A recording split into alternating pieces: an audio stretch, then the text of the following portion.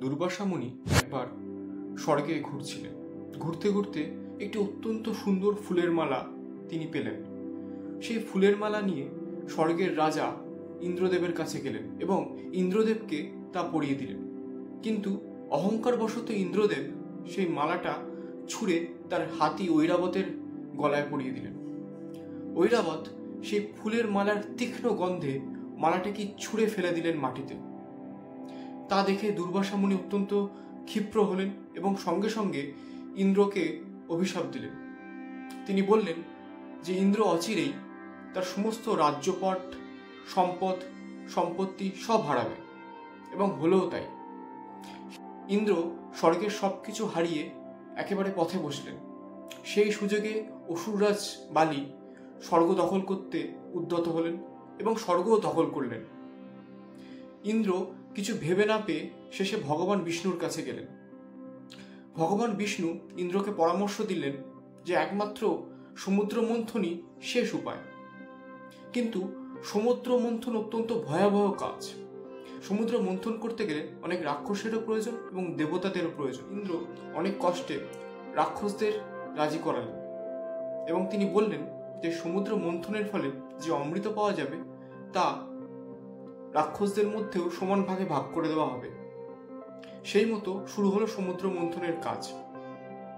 ক্ষীরসাগরকে লক্ষ্য করে সমুদ্র মন্থনের কাজ শুরু হলো এবং তার দণ্ড হিসেবে মন্দার পর্বতকে ব্যবহার করা শুরু হলো।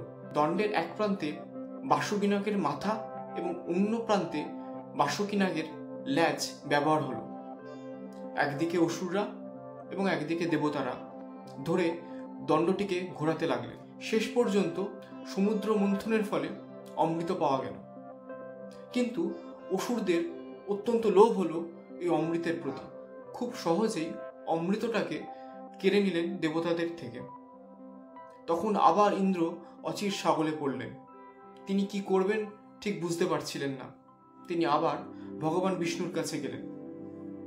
বিষ্ণু তখন নিজে মোহিনী মূর্তি রূপ ধারণ করলেন। মোহিনী মূর্তি রূপ ধারণ করে তিনি অসুরদের কাছে গিয়ে বললেন যে সমান ভাগে ভাগ করে নাও, দেবতাদের সাথে এবং নিজেদের সাথে ওই অমৃত কলস।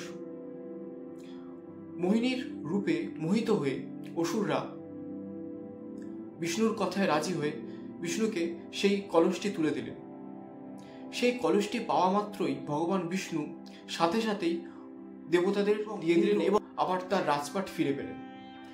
কিন্তু অসুর এবং দেবতাদের মধ্যে এই যুদ্ধ চলাকালীন কয়েক ফোঁটা অমৃত ভারতবর্ষের 4টি জায়গায় পড়েছিল। একটি হচ্ছে প্রয়াগরাজ, আরেকটি হচ্ছে নাসিক, আরেকটি হরিদ্বার, আরেকটি উজ্জয়িনী। সেই আদিকাল থেকেই এই 4টি জায়গাকে ঘিরেই মহাকুম্ভ অর্থাৎ মহাকলসের আয়োজন করা হয়ে থাকে। লোক এই 4টি নদীতে ডুব দিয়ে স্নান করলেই মানুষজন পরম পুণ্য লাভ করে। 2024-25 মহাকুম্ভ যোগ প্রয়াগরাজে 2024-25 উত্তরপ্রদেশের প্রয়াগরাজে মহাকুম্ভ মেলার আয়োজন করা হয়েছে, যা 144 বছর অন্তর হয়। এই হচ্ছে কুম্ভর ইতিহাস, যা বহু হাজার বছর ধরে হয়ে আসছে সনাতন ধর্মাবলম্বীদের মধ্যে।